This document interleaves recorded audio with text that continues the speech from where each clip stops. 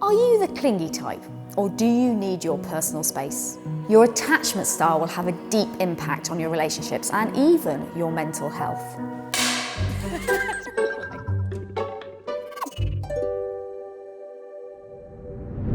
The answer to the question, what is love, is highly complex and includes both biological and psychosocial factors. Often, it is largely subjective. How I love and how you love are going to be different. Attachment theory is an attempt by psychology to provide an objective measure of love. It describes how people experience and behave in their most intimate relationships. Attachment relationships are rare in your life. You will have had one with your carer. You have them maybe with your lovers, but maybe not all of them, with your children and maybe your close friends. Attachment relationships are hard to define, but we know one when we see them. They're about people who want to maintain proximity to each other as much as possible. They help each other's reactions to the environment to help them navigate the world. And when they are apart, they experience severe separation distress. Think of a child separated from its parent.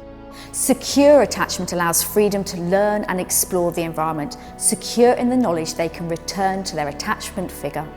When we look at attachment, we assess it on two different dimensions which relate to your feelings and behaviours when you're in a relationship. The first is how anxious you are about being abandoned, and the second is to do with how much you avoid proximity to another person.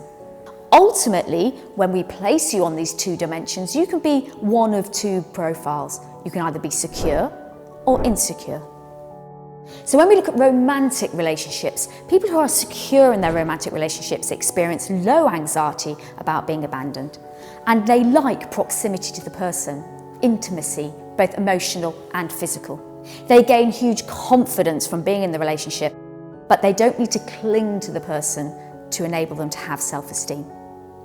Preoccupied people, who are one of the insecure profiles, have high anxiety about being abandoned, and the way they deal with this is by sticking to the person they're in a relationship with, hoping that they won't be abandoned. Fearful avoidant people also experience high anxiety about the relationship. However, differently to preoccupied people, they deal with that by avoiding relationships, because by not having one, you can't get hurt. And the last insecure profile is dismissing avoidant.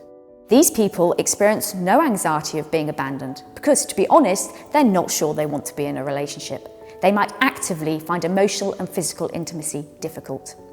When we look at childhood attachment, this is really the most important factor on your attachment profile as an adult, is how you attached to your carers when you were a child.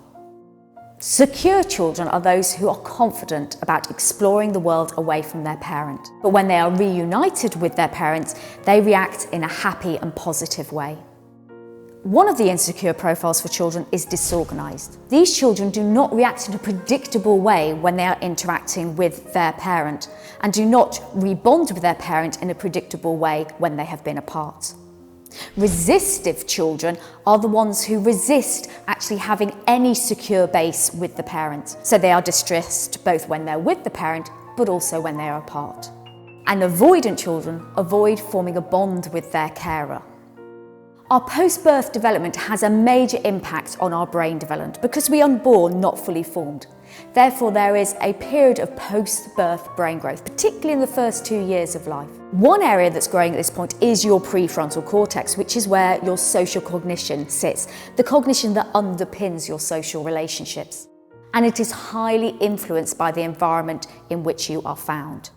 And therefore, the relationship you have with your carer really does shape how you're going to deal with relationships as you go forward through life. Knowing our attachment styles can help us understand why we might behave the way we do in relationships. And it's also worth remembering that no attachment style is wrong. They all have benefits. However, if you're unhappy with your attachment style, then it can change through work.